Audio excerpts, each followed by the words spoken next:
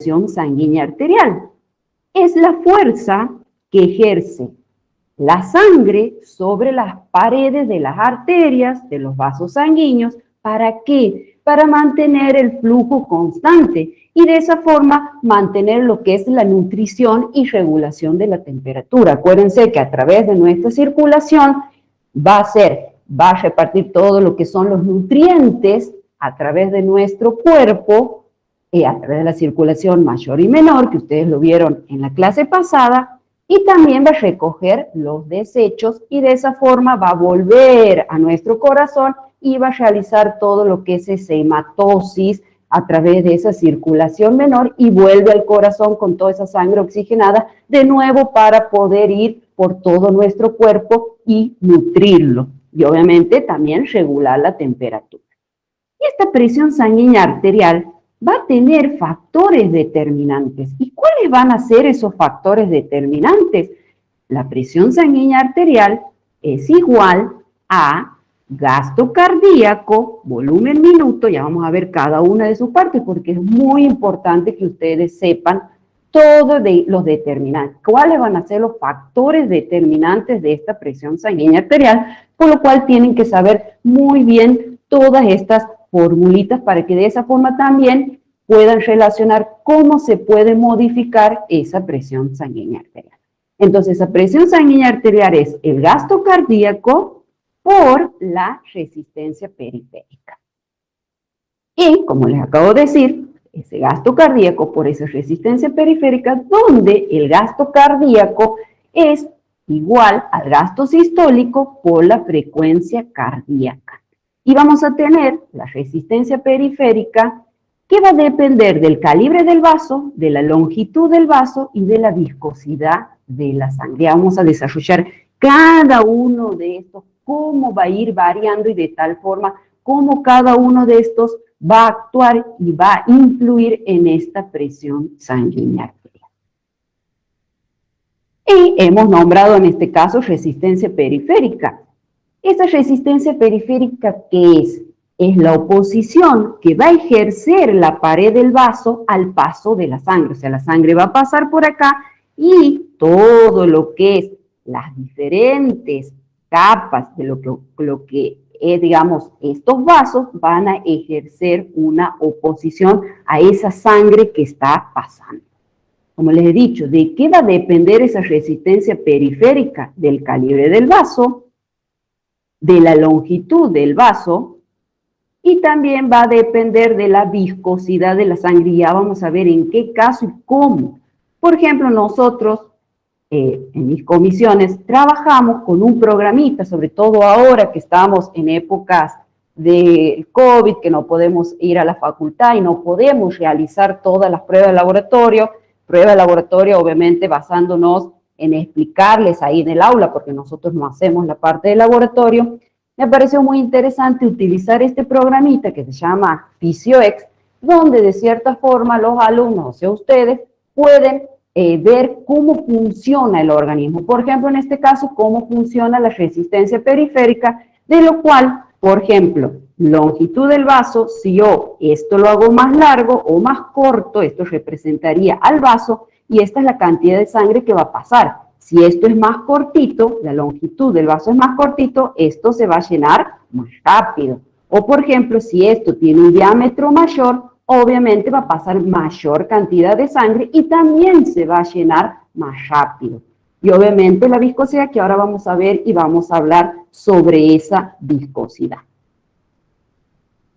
Los vasos son capaces de generar mayor resistencia periférica. ¿Cuáles van a ser? Las arteriolas. Fíjense, acuérdense que nosotros acá vamos a tener el corazoncito, de lo cual vamos a tener lo que son las arterias, y lo que va a seguirles son las arteriolas. Las arteriolas son las que van a generar mayor resistencia periférica. También va a contribuir a esa resistencia periférica los vasos más pequeños, como las arteriolas, los capilares y las venas. ¿Y por qué va a pasar eso? ¿Por qué va a pasar eso?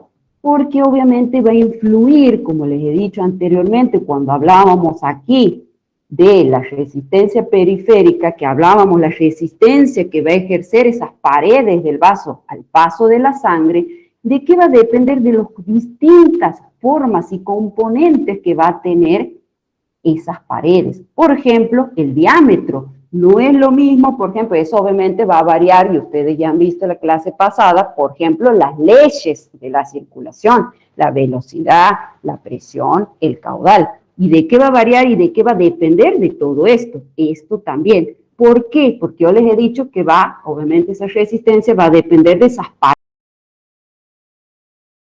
paredes. Si yo tengo paredes que tienen, por ejemplo, mayor tejido elástico o mayor músculo liso, obviamente va a generar mayor o menor resistencia al paso de la sangre. Ustedes siempre relacionen, siempre yo los hago relacionar a lo que es nuestro sistema circulatorio como si fuesen mangueras que va a pasar el agua. Si yo tengo una manguera más gorda, con mayor diámetro en realidad, obviamente va a pasar mayor cantidad de agua. Si es más finita, menos. Si tienes más gruesa la pared o más dura la pared, le va a costar un poco más a la que es más finita, porque es más, si es elástica, se va a llegar a deformar, se va a estirar y de esa forma va a pasar de diferente forma. Ustedes inflan, como les he dado recién el ejemplo, un globo, y cada vez que le inflan, obviamente al ser elástico ese globo, obviamente va a permitir que ustedes puedan estirarlo y después vuelve a su mismo tamaño. Y eso habla de la elasticidad de la pared de esos vasos sanguíneos, que es una propiedad que tienen los materiales, o sea, como les acabo de decir, la pared de los vasos sanguíneos, de dejarse que deformar cuando son sometidos a una fuerza externa, para luego recuperar su forma o tamaño una vez que la fuerza desaparece, que es el ejemplo que les acabo de dar del globo, por ejemplo. Las grandes arterias son elásticas y si ustedes se fijan, acá yo tengo tejido elástico, arterias, fíjense que tiene una gran cantidad de tejido elástico en comparación de, por ejemplo, arteriolas, capilares, vénulas y venas. Igual también influye, fíjense, lo que es el diámetro de la pared. Eso ya vamos a ver en qué va a influir. Estamos hablando de la resistencia. Si nosotros nos encontramos en un estado de sístole, nuestro corazoncito está en sístole, sus paredes se van a distender. En cambio, si yo estoy en un estado de diástole, retornan a su estado inicial. Por ejemplo, en este caso, nosotros en este caso, obviamente estamos en un estado de contracción ventricular, sístole, ventricular. ¿Qué va a pasar acá? Como se va a ejercer esa presión de forma externa, acuérdense que obviamente se genera esa presión para que esa sangre pueda ser expulsada de nuestro corazoncito, y sé qué va a pasar ahí, se van a abrir lo que son las válvulas sigmoideas, dependiendo si hablamos de el ventrículo derecho o izquierdo, donde puede ser la válvula pulmonar o la válvula aorta. Ustedes acuérdense que siempre se abren esas válvulas, por ejemplo, en el caso, si va a pasar la sangre de la aurícula al ventrículo, se van a abrir la tricúspide y la bicúspide, si estamos hablando derecha o izquierda. ¿Para qué? Para que la sangre pase, obviamente, de lo que es la aurícula al ventrículo. Y en este caso, para que vayan hacia las arterias, ¿qué vamos a tener? Estas válvulas semilunares, las sigmoideas, aórtica o pulmonar, dependiendo si va a ir circulación menor o circulación mayor. Y obviamente ustedes saben que esas válvulas existen porque, como yo les digo a mis alumnos, ustedes tienen que acordarse de esto. La sangre nunca vuelve del lugar a donde se está yendo. De forma normal, nunca vuelve. Retroceder nunca, rendirse jamás. Por ende, existen esas válvulas. ¿Para qué? Para que cuando se abran, la sangre ingrese, pero después se tienen que cerrar. ¿Por qué? En este caso, por ejemplo, que yo estoy, insisto, en esa contracción ventricular, se me contrae, las válvulas, fíjense que están abiertas, la sangre pasa. ¿Pasa a dónde? A la arteria, que son elásticas, entonces obviamente se va a estirar porque está ingresando volumen. ¿Qué va a pasar después cuando yo entre en el estado de sístole? Se me cierran las valvulitas, ya no hay presión en mi ventrículo. Fíjense que se ha distendido, pero acá me ha quedado la sangre. ¿Qué va a pasar con esa sangre? Obviamente, como es elástico, acá se va a generar y esa sangre va a pasar para seguir su circulación por todo nuestro cuerpo. Por eso dicen que estas arterias son elásticas en ese caso. Y hemos hablado ya de lo que es el gasto cardíaco, vamos a entrar, lo hemos nombrado, ahora vamos a entrar, ¿qué es ese gasto cardíaco? Ese gasto cardíaco que es el volumen minuto. ¿Qué es? Va a ser la cantidad de sangre que expulsa el corazón en un minuto. ¿De qué va a depender ese gasto cardíaco? Ese gasto cardíaco va a depender de lo que es el gasto sistólico por, ya se los he dicho, la frecuencia cardíaca. ¿Y qué es el gasto sistólico? ¿Qué es ese gasto sistólico? Es la cantidad de sangre expulsada en cada sístole. Y va a depender de diferentes factores ese gasto sistólico. ¿De qué va a depender? De lo que le llega al corazón, de lo que le retorna al corazón. Porque ustedes acuérdense que por el corazón sale esa sangre oxigenada, como les he dicho, a nutrir a todo nuestro organismo, a regular la temperatura, y cuando llegan nuestros distintos órganos para nutrirlos, ahí se genera ese intercambio, obviamente, por ejemplo, del oxígeno, se toma los desechos como el dióxido de carbono, y después, ¿qué va a pasar? Toda esa sangre que ha salido tiene que volver con los desechos de nuevo al corazón.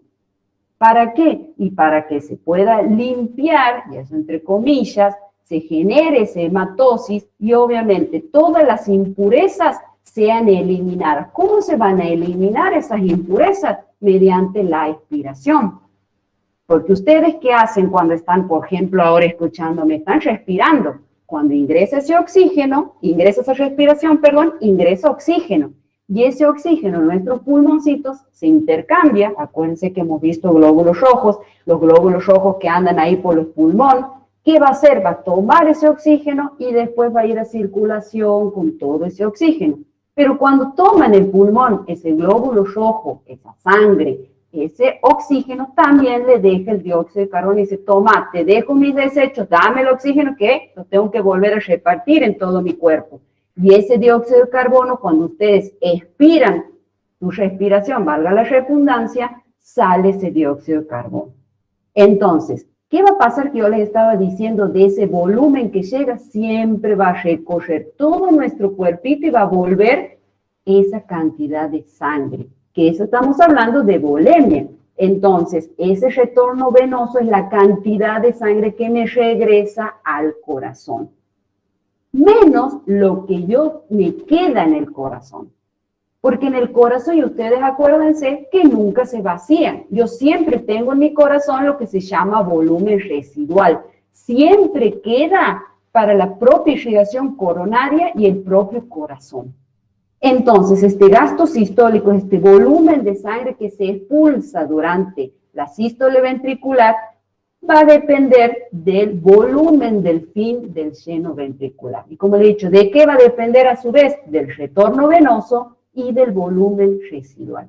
Y ese retorno venoso obviamente va a depender de las condiciones fisiológicas del miocardio, obviamente de cómo está funcionando mi corazoncito. Si ese corazón no está funcionando bien, obviamente mi retorno venoso, si está bombeando poquito, mi retorno venoso no va a ser el mismo.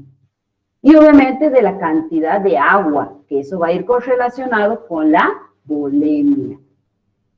Y también les he dicho que teníamos el otro de los factores de ese gasto cardíaco, que ese gasto cardíaco es el gasto sistólico por la frecuencia cardíaca. ¿Qué es esa frecuencia cardíaca?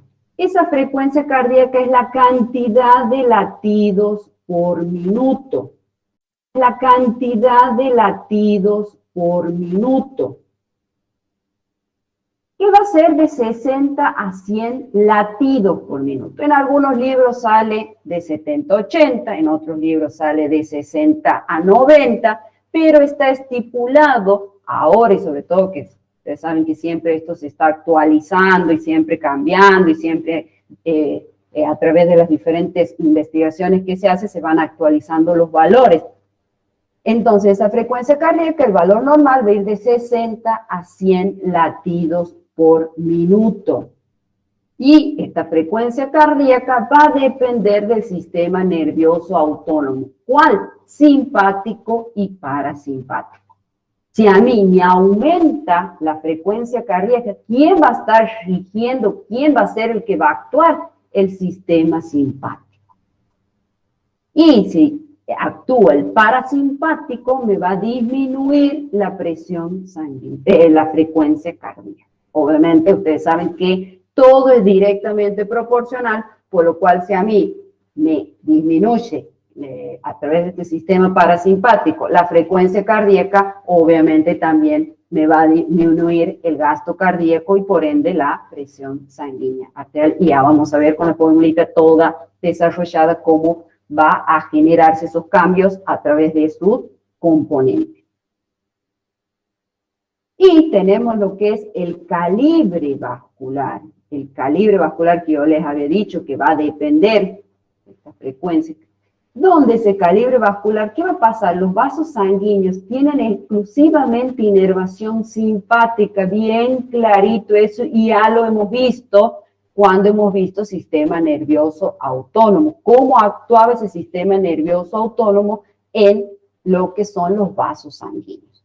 De lo cual, si a mí tenemos la estimulación del sistema nervioso simpático, lo que se va a producir es la vasoconstricción. ¿Y qué va a producir? El aumento de la resistencia periférica. Me va a generar un aumento de esa resistencia periférica. ¿Por qué? Porque se ha generado esa vasoconstricción. En cambio, si está inhibido el sistema simpático, vamos a tener lo que es la vasodilatación. Por ende, va a disminuir esa resistencia periférica. Los vasos sanguíneos tienen un tono simpático, un estado parcial de semicontracción. Por ende, si a mí me aumenta la resistencia periférica, me va a aumentar la frecuencia cardíaca y me va a aumentar lo que es el gasto cardíaco y me va a aumentar lo que es la presión sanguínea arterial. ¿Por qué? Porque es directamente proporcional. Y si está inhibido el simpático, va a pasar todo lo contrario. Va a disminuir esa resistencia periférica, va a disminuir la frecuencia cardíaca y va a disminuir el gasto cardíaco. Y esta presión sanguínea arterial, yo les he hablado, ustedes ya han visto en la clase pasada, lo que es la presión arterial sistólica o máxima y la presión arterial diastólica o mínima. Pero vamos a recordar, después cuando veamos regulación también nos vamos a meter un poquito más en esta sístole y diástole, que esa presión arterial sistólica o máxima es la presión que se desarrolla durante la expulsión y está determinada fundamentalmente por el volumen del ventrículo izquierdo, la velocidad de la expulsión y la distensibilidad de las paredes aórticas. Va a depender de esos tres. Y después vamos a tener la presión arterial diastólico mínima, que se debe al vaciamiento del contenido del árbol circulatorio hacia la red capilar durante la diástole ventricular. Acá vamos a tener lo que son los valores normales y se los tienen que saber y muy bien porque en función de eso ustedes van a poder saber cómo está su pacientito. De lo cual nosotros vamos a tener, obviamente, sistólica y diastólica, máxima y mínima, donde vamos a tener una óptima, una normal y una que se va a encontrar en la franja superior a la normalidad. Cuando hablamos de la sistólica, la óptima, menor a 120. Obviamente no tiene que superar a la diastólica, que es menor a 80. Vamos a tener lo que es la normal, menor a 130, y la diastólica menor a 85. Y en esa franja superior a la normalidad va a ir entre 130 y 139, y la diastólica entre 85 y 89. Y si nosotros estamos valga la redundancia, en un estado de hipertensión, podemos tener 3 grados, el grado 1, el grado 2 y el grado 3. Donde este grado 1 en la sistólica va a ir entre 140 y 159 y la diastólica entre 90 y 99. El grado 2 entre 160 y 179 y la diastólica entre 100 y 109. El grado 3 ya es cuando tenemos muy alta la hipertensión, la presión está muy alta, estamos en un caso de hipertensión alto, más de 180 y en la diastólica más de 110. Vamos a tener a su vez variaciones fisiológicas. Va a variar, son variaciones que modifican algunos de los parámetros. Por ejemplo, volvemos de nuevo. ¿Qué es la presión sanguínea arterial? Es el gasto cardíaco por la resistencia periférica. Gasto cardíaco es el volumen minuto, es la cantidad de sangre que se expulsa al corazón en un minuto. ¿Y qué es la resistencia periférica que les acabo de decir? Es la resistencia al pasaje de la sangre, que va a depender ¿de qué? Del calibre de los vasos, que son inversamente proporcionales al radio del vaso, que yo les he dicho, ese diámetro, porque si a mí me aumenta el calibre del vaso, me va a disminuir la resistencia periférica. ¿De qué más dependía esa resistencia periférica? De la presión ejercida en los vasos contra la pared. ¿Qué más? Depende de la vasoconstricción o vasodilatación. ¿Qué más? De la viscosidad de la sangre. ¿Por qué de la viscosidad de la sangre? Si es más viscoso, no se va a, digamos, va a tener mayor resistencia. Por ejemplo, ¿en qué caso? Cuando nosotros tenemos aumentados los triglicéridos, por ejemplo. Los vasos son capaces de ejercer mayor resistencia periférica. Acuérdense cuáles van a ser las arteriolas. Y obviamente también lo que es la longitud del vaso. Todo eso a nivel de la presión sanguínea arterial. Y acuérdense que este gasto cardíaco va a ser ¿qué? El gasto sistólico por la frecuencia cardíaca, que también ya les he explicado qué era cada uno de ellos. Gasto sistólico es la cantidad de sangre expulsada en cada sístole. Y la frecuencia cardíaca es el número de latidos por minuto. Entonces, obviamente que distintos estados van a hacer que estos parámetros varíen. Ya sea, por ejemplo, lo que es el gasto cardíaco, la resistencia periférica, gasto sistólico y la frecuencia cardíaca. Por ejemplo, si hace mucho frío. ¿Qué pasa si hace mucho frío? Aumenta la resistencia periférica. ¿Por qué va a aumentar la resistencia periférica? Fíjense cómo está esta señora. ¿Qué está haciendo? Está como, uy, qué frío, como ustedes están ahora, que está haciendo un frío. Entonces, ¿qué hacen? Contraen los músculos esqueléticos. Cuando ustedes hacen ese efecto que es como que se abrazan solos y se acurrucan, ¿qué pasa? Ahí van a contraer sus músculos esqueléticos y ¿qué va a pasar? Van a apretar los vasos, produciendo vasoconstricción. Al producir esa vasoconstricción va a aumentar la resistencia periférica y si aumenta la resistencia periférica, aumenta la presión sanguínea arterial. Y si hace calor y todo lo contrario, ¿qué va a haber? Vasodilatación. Se va a vasodilatar. Entonces, ¿qué va a pasar? Va a disminuir la resistencia periférica, por ende va a disminuir la presión sanguínea arterial.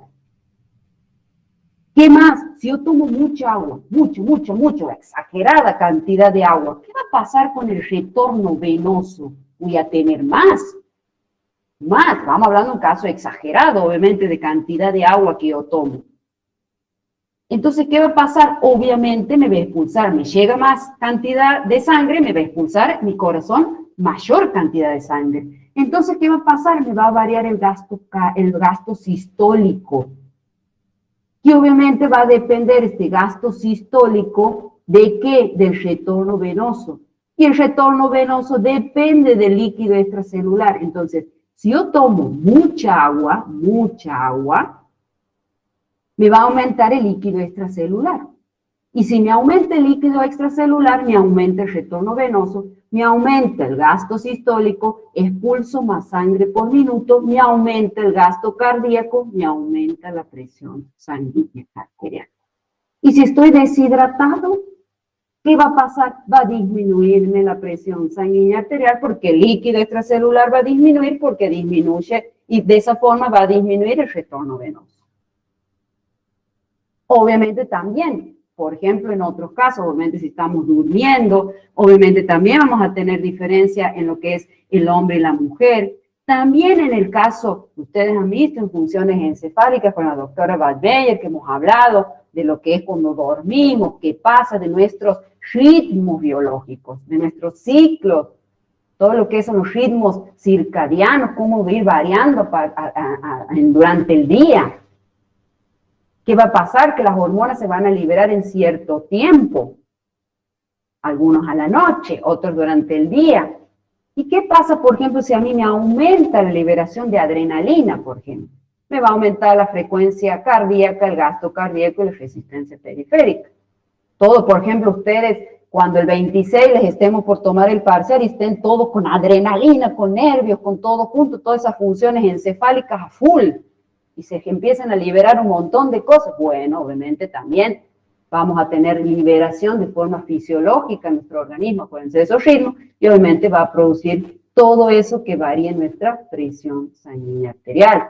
Las personas más grandes, cuando son más grandes los corazoncitos, que generalmente las personas más grandes, por ejemplo, cursan con arritmia, no es anormal que una persona anciana tenga arritmia, porque obviamente ustedes acuérdense que ese corazoncito es un músculo. Entonces llega un momento que empieza a no funcionar como funciona el de ustedes. Hablamos de forma fisiológica, puede haber, y esperemos que no sea así, algún tipo de problemita a su edad.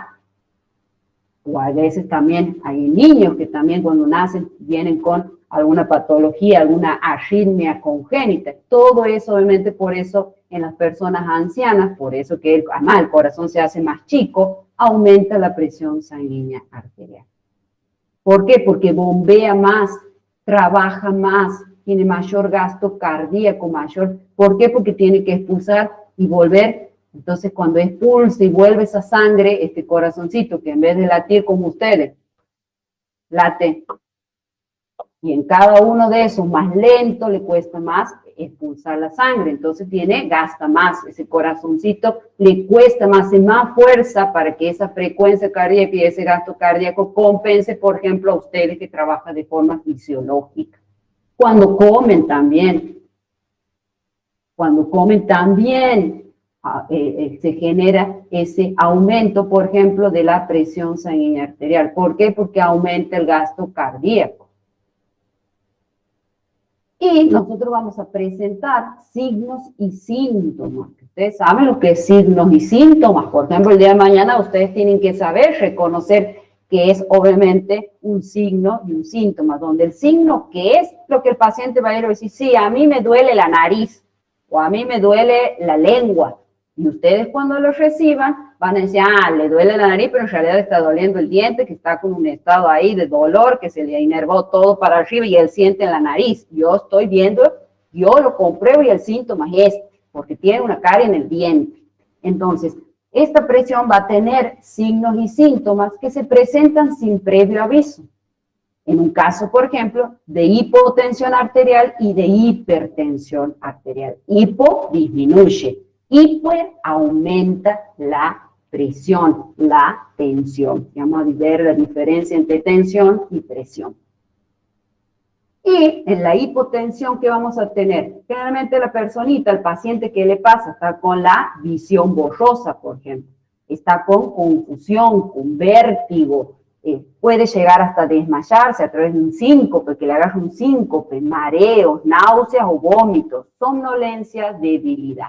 Y en un caso de hipertensión arterial, ¿qué le va a pasar a su pacientito? Va a tener mucho dolor de cabeza, dolor de nuca, náuseas o vómitos, confusión, cambios en la visión y puede llegar hasta tener sangrado nasal. Y esto es muy importante que ustedes, si Dios nos permite, les llegue a pasar, puedan relacionar, le está bajando la presión, le está subiendo la presión, a través de me está doliendo mucho la nuca, tengo ganas de vomitar, se ha puesto muy nervioso su pacientito, o hay veces que también ocurre que estamos en cirugía, y, por ejemplo, se pone nervioso y todo lo contrario, le baja la presión al paciente. Obviamente, con todo esto, y ustedes ya van a tener van a saber esos signos y los síntomas que están viéndolo, digamos, y ahí van a poder actuar de diferentes formas.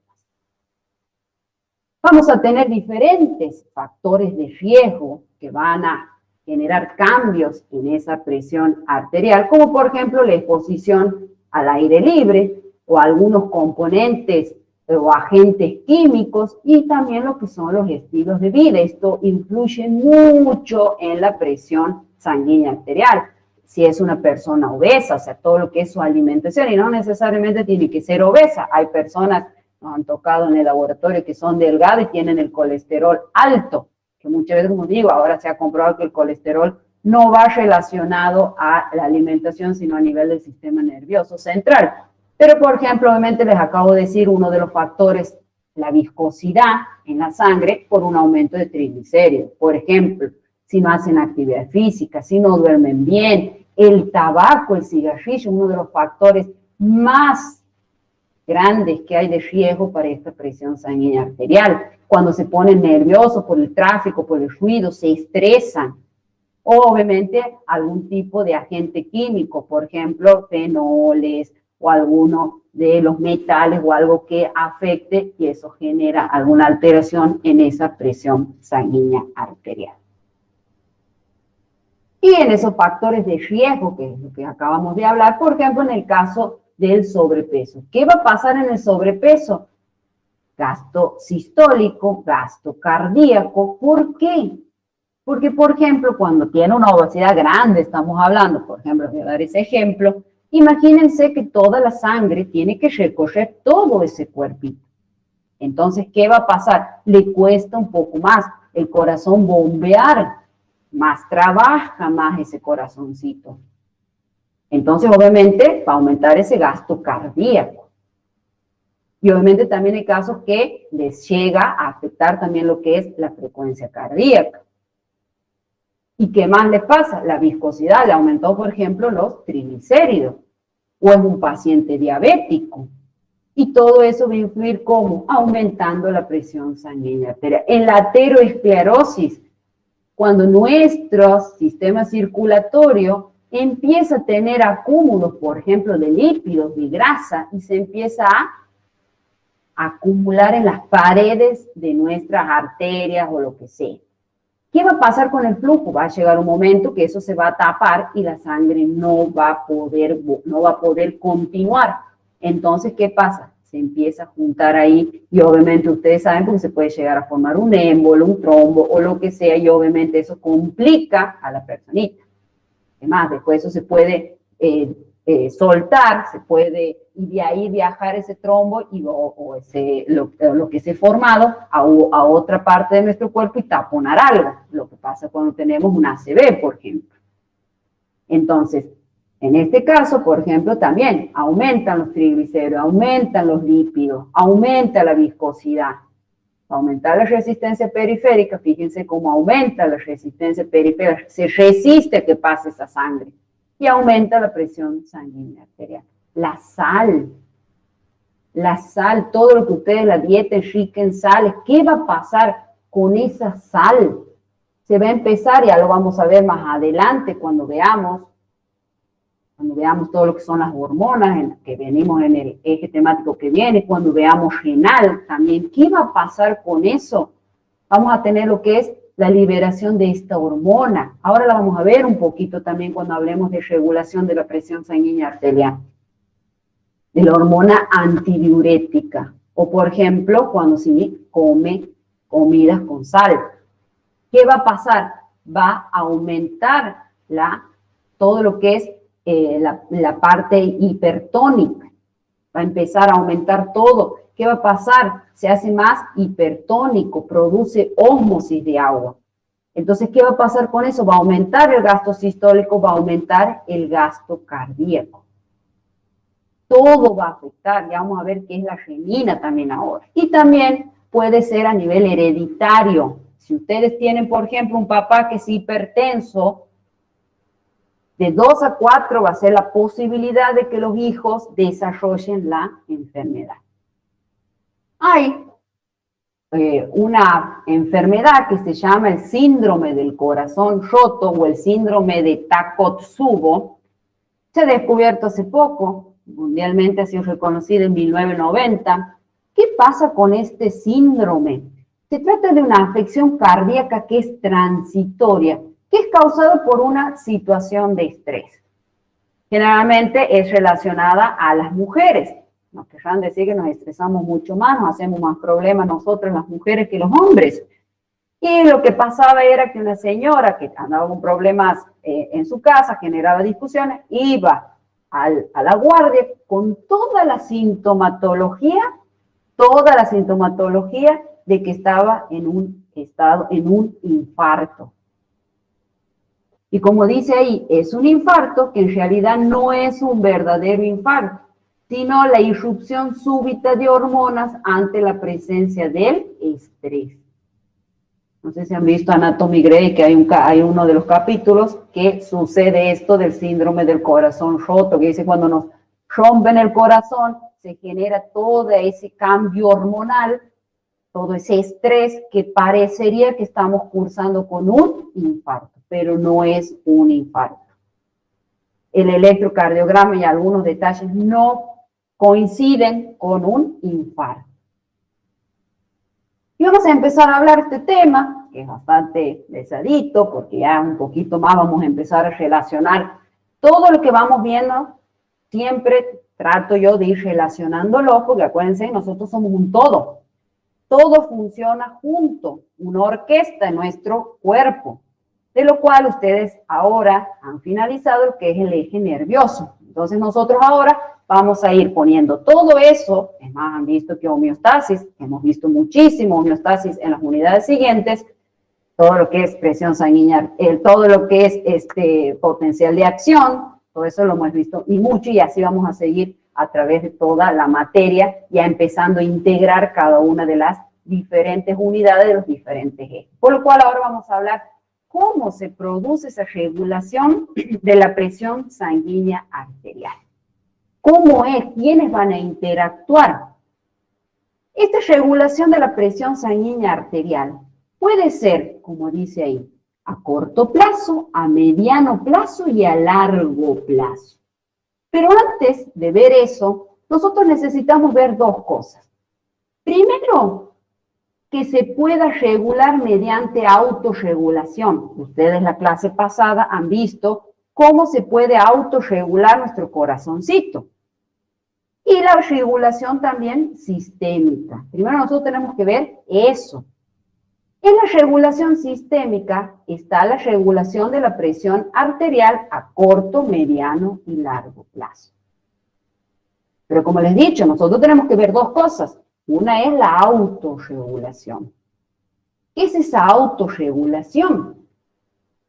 Nosotros tenemos lo que es el flujo sanguíneo a nivel de todos los tejidos. Ustedes saben que el flujo sanguíneo a nivel de todos los tejidos se van a mantener siempre dentro de los 80 a 120 aproximadamente milímetros de mercurio. Ahí tenemos la adecuada perfusión tisular.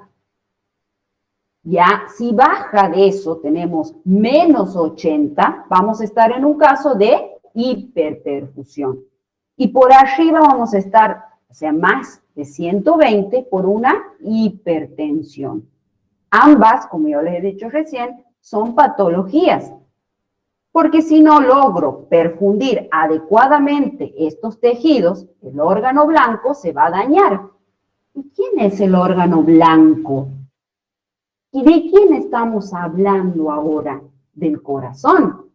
¿Quién más va a ser órgano blanco? Las neuronas, el riñón. Entonces, volvamos al concepto de qué es la presión sanguínea arterial. Es la presión, es la fuerza necesaria, ¿para qué? Para perfundirme todos los tejidos. O sea, con perfundir me refiero a qué? A que este tejido, este órgano blanco, le lleguen los nutrientes. ¿Cuáles le vengo diciendo yo? El oxígeno, la glucosa. ¿Para qué? Obviamente ustedes acuérdense que así esas son las funciones de este sistema circulatorio y también la temperatura que hemos dicho que regula. Entonces, el estado patológico se le va a llamar hipertensión, es patológico. Y también va a terminar dañando el órgano blanco. O sea, va a dañar a quién les he dicho yo que era el órgano blanco. Corazón, neuronas, riñón. Y la presión arterial está en una función mucho más grande. La presión sanguínea arterial va a tener una función mucho más grande, una función circulatoria en realidad. ¿Qué función cumple todo esto? Como les he dicho recién, transportar los nutrientes. Lo hemos visto ahora y lo han visto en la clase pasada.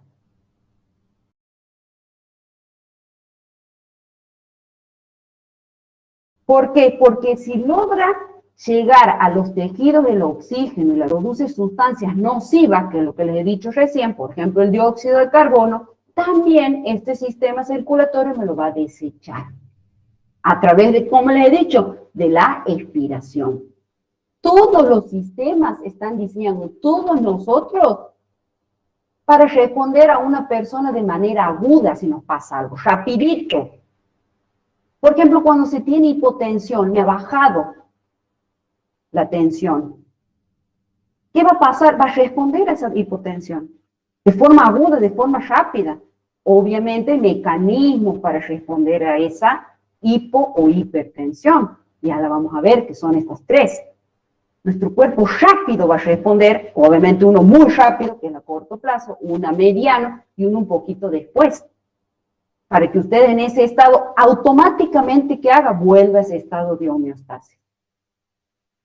Entonces, ¿qué cosas me bajan, por ejemplo, a mí la presión? Y me da, obviamente, va a responder a esa hipotensión. Ahora lo vamos a ver. Por ejemplo, si a una persona le baja la presión arterial, ahora, a mí me baja la presión. ¿Por qué le puede bajar la presión? ¿Por qué? Y, por ejemplo, como estoy sangrando, me empiezo a perder sangre, una hemorragia, me baja la presión. ¿Por qué? ¿Me va a bajar? Porque me está llegando. A mí me salen, por ejemplo, yo les digo, ¿cuánto es la volemia? 4,9, 5 litros. De mi corazoncito, ¡plup!, salen 5 a recorrer todo mi cuerpito por la circulación mayor y menor. Pero la mitad de mi pierna se me corta la pierna y pierdo 2 litros de sangre. Es una hemorragia grande. ¿Me está volviendo cuánto a mi corazoncito de los 5 que ha salido? 3. Entonces, ¿qué va a producir eso? Me va a disminuir la presión sanguínea arterial. Voy a estar en un estado de hipotensión. ¿Qué otra cosa me puede disminuir la presión arterial? Estar deshidratado. ¿Qué más? Una vasodilatación.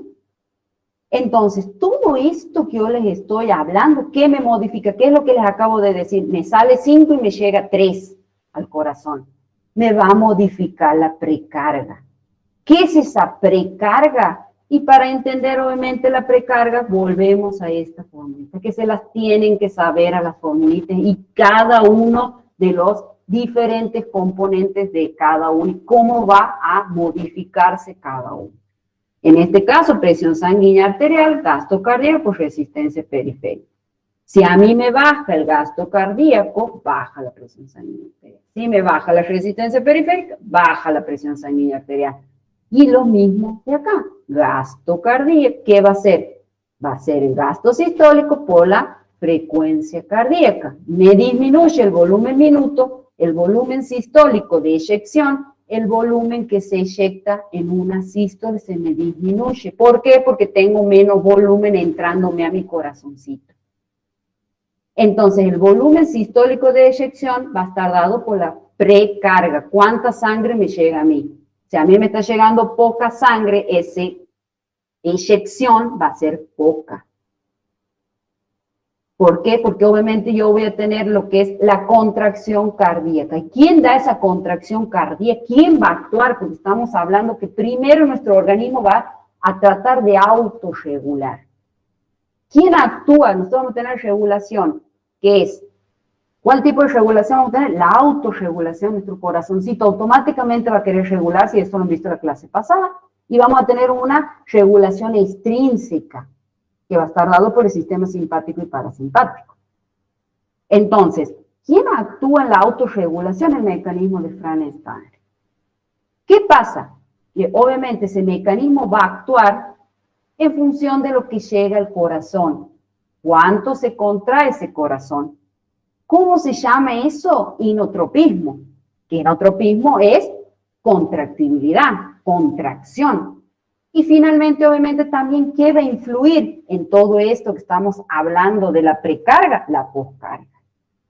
Todo lo que es la resistencia al flujo, que muchas veces se la puede comparar con lo que es la resistencia vascular periférica. Entonces, todo ese volumen sistólico de eyección, ¿de qué va a depender? Va a depender, obviamente, de la precarga, va a depender de cuánto se me contraiga a mí ese corazón, de ese inotropismo, y me va a depender de la poscarga. De esos tres me va a depender. ¿Gracias a quién? Al mecanismo de Frank-Stanley. ¿Qué es ese mecanismo de Frank-Stanley que está hablando la profe, que hemos visto en la clase pasada? Va a estar dado por esa capacidad intrínseca que yo les he dicho, esa regulación intrínseca del corazón en adaptarse a volúmenes crecientes de flujo sanguíneo. Esa regulación intrínseca. ¿Intrínseca por qué? Como les he dicho recién, el corazón no va a depender de nadie para su bombeo, de nadie. Y este mecanismo de Frank-Stanley se basa en que haya mayor retorno venoso, mayor sangre bombeada. ¿Y ocurre esto dónde? ¿En qué? Dentro de los niveles fisiológicos, cuando mi corazoncito está sano. Si mi corazoncito no está sano, mi músculo cardíaco no está sano, no se va a cumplir esta ley de Frank-Stanley. Entonces, ¿qué va a pasar por el otro lado? ¿Qué voy a tener? La resistencia. Cuando un vaso está más dilatado, más vasodilatado, vamos a ver que vamos a tener alteraciones de la resistencia. Pero para entender eso, vamos a ir a esta formulita de gasto sistólico, de gasto cardíaco. Gasto cardíaco, obviamente vamos a hablar acá. De las diferencias que yo voy a tener acá de las presiones. De la presión del punto de partida menos el punto de llegada. A mí me parten 5 litros, esa es mi volemia, y me llegan 3. Sobre lo que es la resistencia. Porque también lo que me va a llegar a mí al corazón va a depender de cuánto se resista mis venas, mi sistema circulatorio. Entonces la resistencia, cuando un vaso está más vasodilatado, hay menos resistencia, que es lo que ya hemos visto anteriormente. Entonces, mientras este está más vasoconstrigido, vaso cerrado, hay mayor resistencia. Siempre relación. Vaso dilatado está grande, está ancho, voy a tener mayor resistencia, más pancha va a pasar la sangre. Nadie le está resistiendo a su paso. En cambio, si está cerrado, muy cerrado, no hay mucha luz en ese vaso, va a estar vaso constricto, vaso cerrado el vaso. Y le va a costar mucho más pasar a la sangre, va a tener que hacer mucho más fuerza para pasar. Entonces, si a mí me aumenta el gasto cardíaco, me aumenta la presión sanguínea arterial, si me aumenta la resistencia, me aumenta la presión sanguínea arterial. Entonces, ahora vamos a ver qué sucede con la regulación sistémica. Ahí hemos visto de forma, hasta ahora todo lo que le habla la profe, es todo a nivel de la autorregulación. Por ese mecanismo de Frank-Stanley, que va a tratar automáticamente de regular. ¿Y qué vamos a tener? Obviamente, estas, que vendrían a ser las extrínsecas por ese mecanismo, ya vamos a ver por estos 3 pasos. Vamos a tener esa regulación a corto plazo, mediano plazo y a largo plazo. Tienen que tomar un poquitito de agua.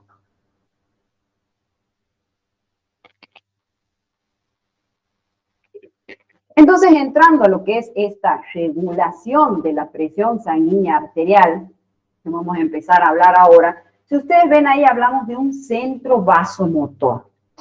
¿Qué es un centro vasomotor? ¿Qué es el centro vasomotor?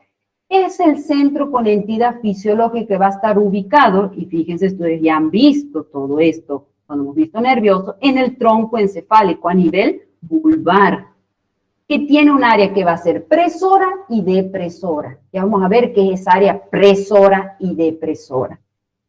Va a ser el que va a regular todo esto, toda la parte, todo lo que es la presión sanguínea arterial, todo lo que es la circulación.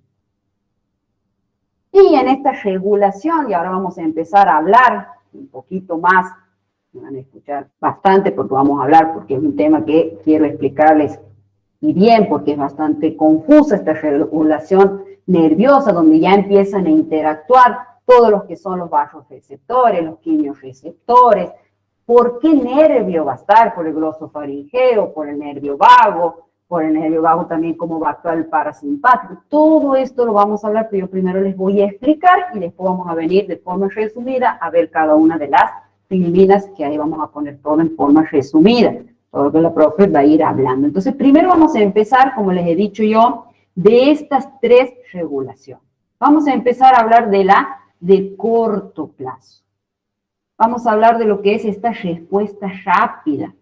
Por ende, acuérdense siempre de las dos formulitas, porque estas dos formulitas van a actuar.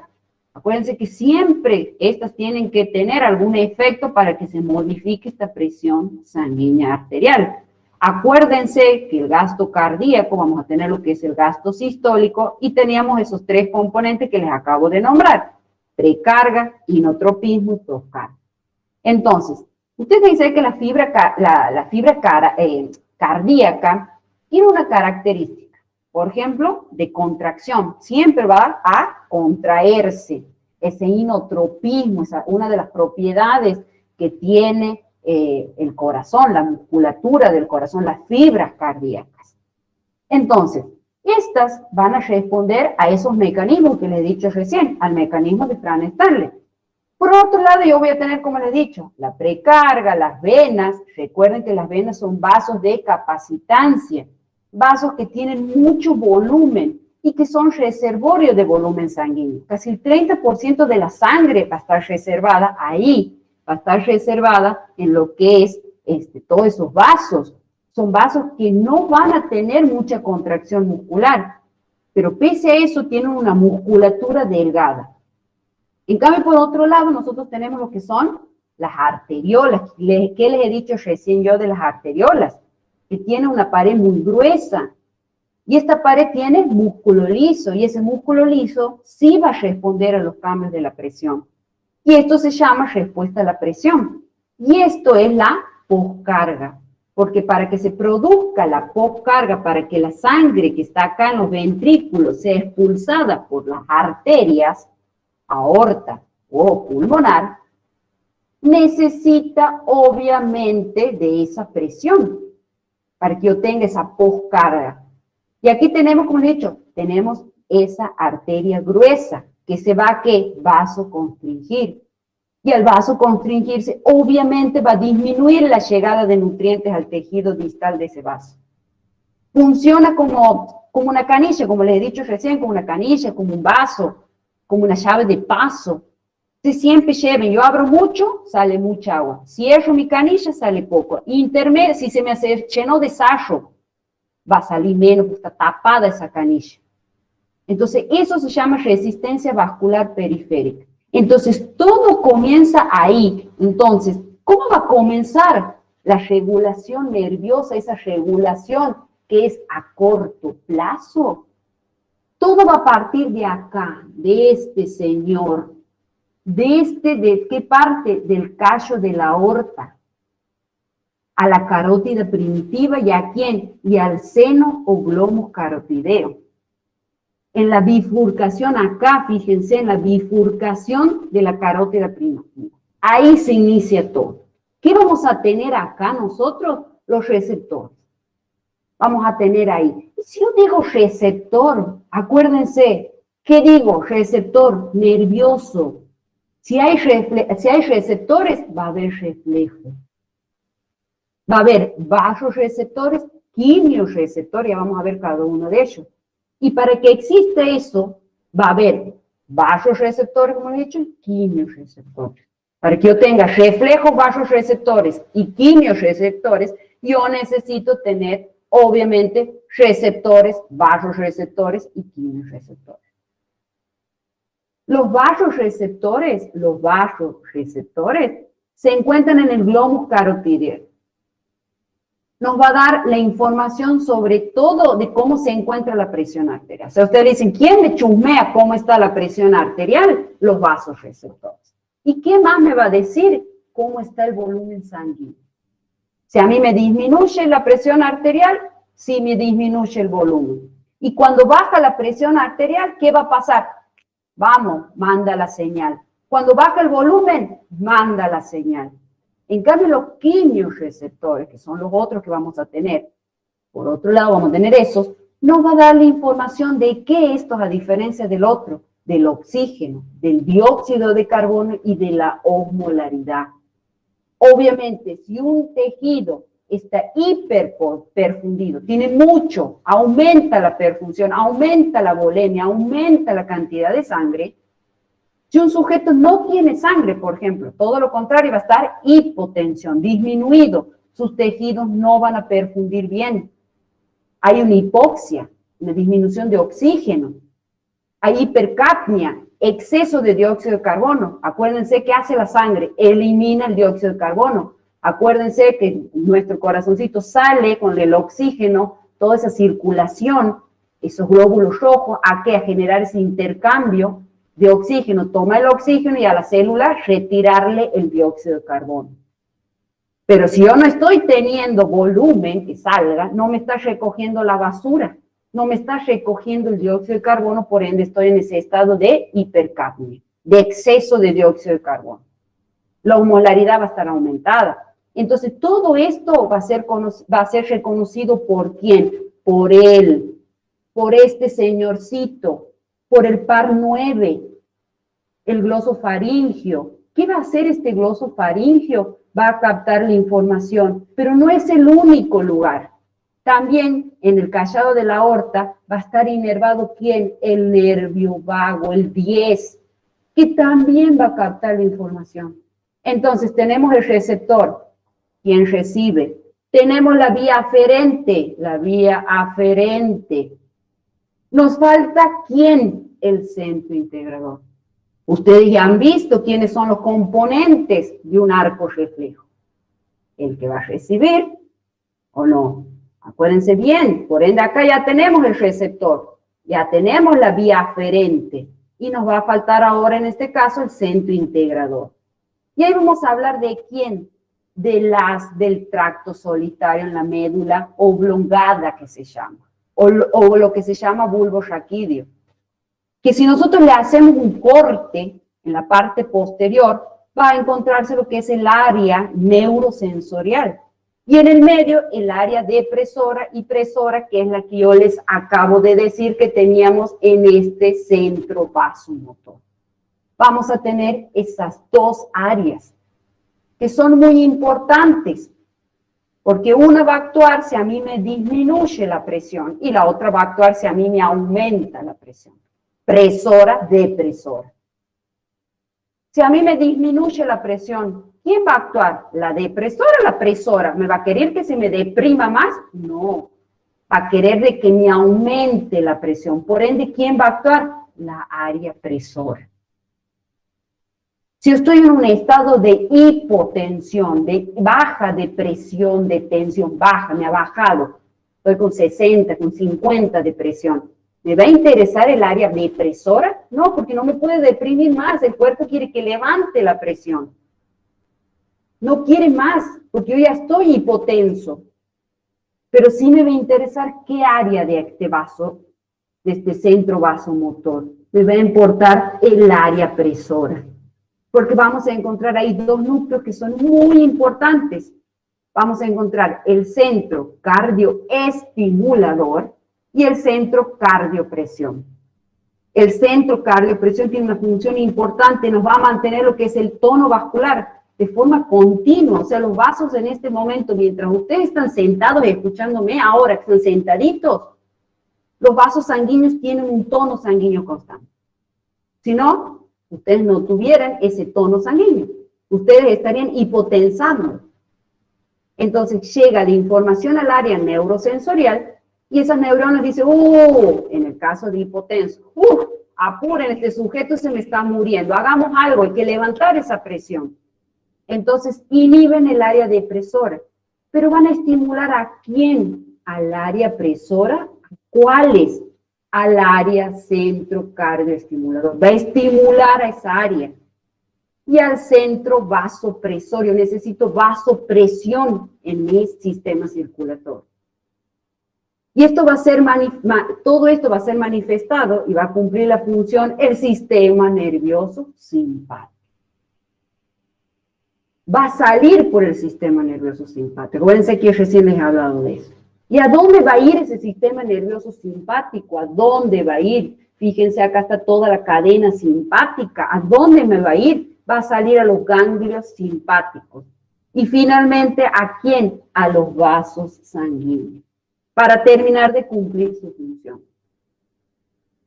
Eso es todo el circuito que se hace. ¿Cómo va a captar toda la información y la va a transmitir?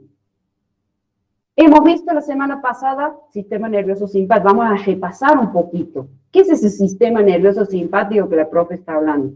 Es ese sistema básico de la respuesta que es rápida al estrés.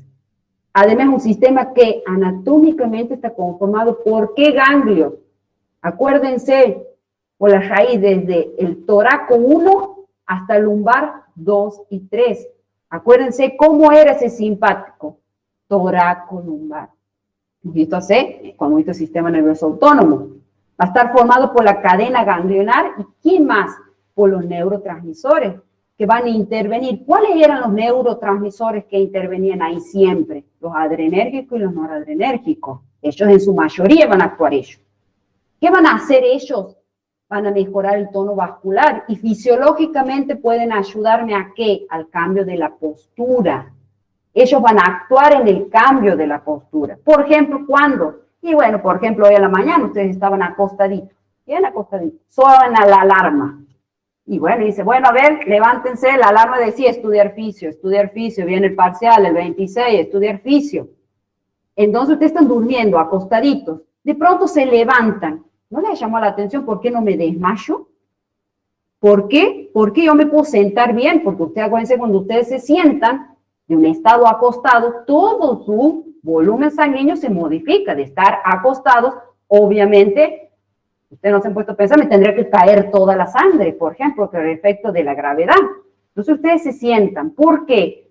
Porque hay un sistema rápido que reconoce el cambio de la presión al cambio de esa posición que están haciendo ustedes.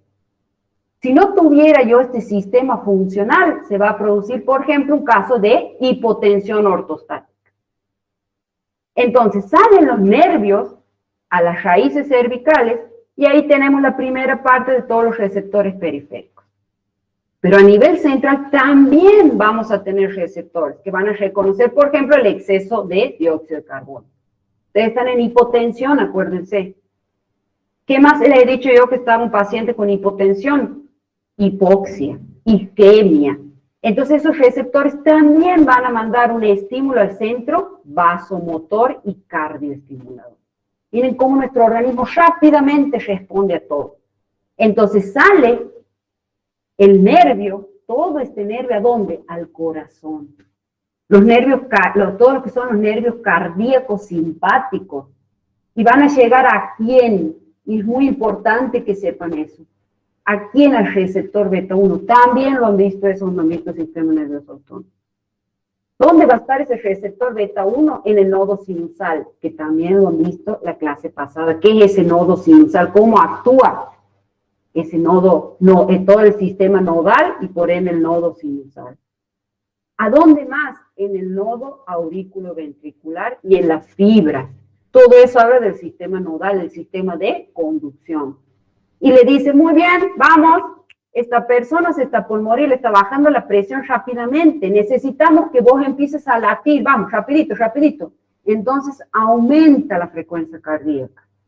Esta persona termina teniendo taquicardia, aumenta la contracción cardíaca y empieza a tener una mejor contracción cardíaca, aumenta lo que es el inotropismo, esa contracción. Va a ir a los vasos sanguíneos periféricos, le va a decir al receptor alfa 1, chicos, necesitamos que esto se contraiga, porque esta persona está hipotenso. Entonces le da la información por el alfa 1 y le va a producir vasoconstricción periférica.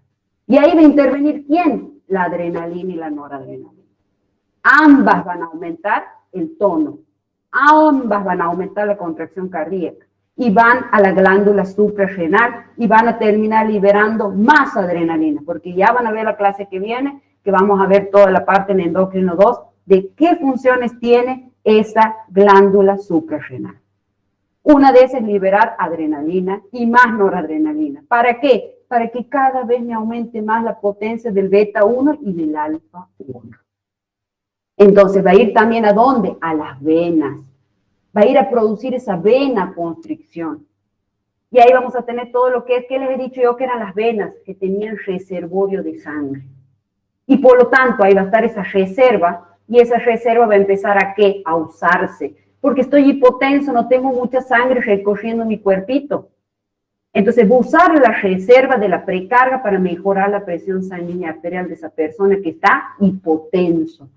Entonces, si aumenta la resistencia, aumenta la presión arterial, y al aumentar eso puedo aumentar el gasto cardíaco, por ende me aumenta la precarga. ¿Para que aumente qué? ¿De qué dependía todo eso? De la presión sanguínea. Y de esa forma me aumenta la presión sanguínea arterial. Pero hay una función más importante. Va a llegar y se va a meter aquí. ¿En quiénes va a empezar a actuar? Que ya vamos a ver cuando veamos renal, sobre todo, el riñón. En el riñón va a causar ¿qué? Va a tener un efecto positivo el receptor beta 1. Y va a activar lo que se llama adenilciclasa, todo lo que es el AMP cíclico. ¿Qué va a hacer eso? Que ingrese el calcio, el que yo le digo a los chicos, el calcio que mueve todo. ¿Y quién se va a empezar a liberar? La renina. Ya vamos a hablar y mucho de la renina cuando veamos sobre todo renal. Pero renal va de la mano con presión sanguínea arterial. Y esta va a ser la conexión entre el sistema simpático, el sistema de corto a mediano plazo para la regulación de la presión sanguínea arterial. Esto va a suceder en las células juxtaglomerulares. Pero no es el estímulo más importante que vamos a tener la liberación de la renina. Y ahora vamos a ver lo que es la regulación a mediano plazo. Todo esto que les explicó el profesor y que habló mucho es la regulación a corto plazo. ¿Quién va a actuar a corto plazo? ¿Quién es el primero que actúa rapidito? El sistema nervioso. ¿Mediante quién? Mediante el simpático y el parasimpático. Es lo primero que va a actuar para solucionar ya sea una baja de presión o una suba de presión. Entonces, ¿quién va a actuar? Vamos a hacer el resumen ya de todo lo que habló la profe. ¿Quién va a actuar en este caso? ¿Quién es? En este caso vamos a tener, por ejemplo, el hipotálamo. Ya vamos a ver y vamos a hablar muchísimo en endocrino de hipotálamo, que va a tener esa función doble. Ahí está el centro. Lo tenemos al centro que hemos hablado acá, ese centro vasomotor. Fíjense, está acá, ese centro vasomotor. Vamos a tener lo que es esa área presora que les he dicho yo y vamos a tener lo que es esa área depresora. Esto es, y cada uno va a ser manejado por ese sistema simpático y por el sistema parasimpático. Entonces, ¿qué va a pasar? Por ejemplo, el simpático, vamos a tener lo que es la noradrenalina y la adrenalina, que es lo que les acabo de explicar, que van a actuar en los receptores alfa de los vasos y en los beta del corazón. Todo lo que les acabo de explicar es un resumen. ¿Qué va a pasar con eso? Va a producir lo que es la vasoconstricción. Y obviamente de esa forma va a aumentar la resistencia periférica y va a aumentar lo que es la frecuencia cardíaca. Aumenta el gasto cardíaco. ¿Por qué? Porque está estimulando al área presora. Presora que me va a aumentar la presión sanguínea arterial. Por eso actúa. Entonces, si a mí me tiene que aumentar, ¿quién va a actuar? El simpático. En cambio, si estoy en un caso de hipertensión, ¿qué va a pasar? Va a actuar el parasimpático, va a estar estimulado el parasimpático actuando en el área depresora. ¿Por qué? Pues a producir lo que es la vasodilatación. Acuérdense que uno siempre en contra del otro. Uno, este sube, este baja, este sube. Entonces, en este caso, he dicho vasoconstricción, vasodilatación, la depresora, es lo que hemos estado hablando recién, ambas, presora y depresora. Si a mí me ha aumentado la presión sanguínea, va a actuar la depresora bajándola, generando vasodilatación, disminuyendo la resistencia periférica, disminuyendo la frecuencia cardíaca, disminuyendo lo que es el gasto cardíaco. Todo, fíjense, siempre va relacionado a la formulita. Y ese parasimpático tenemos a través del 10º par craneal, liberación de lo que es la acetilcolina, vamos a tener los receptores tipo mucarínico, disminuyendo la frecuencia cardíaca y obviamente acuérdense de toda la formulita. Eso ya hemos hablado, cómo se produce, fíjense cómo va a actuar cada uno, acuérdense, parasimpático y simpático, dónde va a encontrarse, cráneo sacra, bien clarito y obviamente que va a actuar, está en la médula adrenal, las suprarrenales, todo lo que la profe les acaba de hablar, noradrenalina, todo está explicado lo que les acabo de hablar en este gráfico. Toda la inervación de ese sistema parasimpático y simpático, siempre dependiendo de qué, si es un aumento o una disminución. Entonces, usted primero dice, a ver, ¿cómo está? ¿Hiper o hipo? Ah, y entonces, ¿quién va a actuar de los dos? Les he dicho, obviamente, que tenemos esos receptores, vasoreceptores y quimiorreceptores, y acá, fíjense, les doy un ejemplo cómo va a actuar ese vasoreceptor, por ejemplo. Yo les he dicho, obviamente, que ese vasoreceptor, fíjense, vamos a tener lo que es el estímulo. Por ejemplo, el estímulo va a ser, en este caso, un aumento de la presión sanguínea arterial. Presión sanguínea arterial, vamos a tener lo que son los presoreceptores. Presión. Son los receptores de la presión, presoreceptores. Van a ser sensibles a la distensión, van a estar ubicados en lo que es el callado aórtico y en el seno carotídeo, a veces ya les he dicho también, que van a ser transmitidos por el 10º par y el 9º par.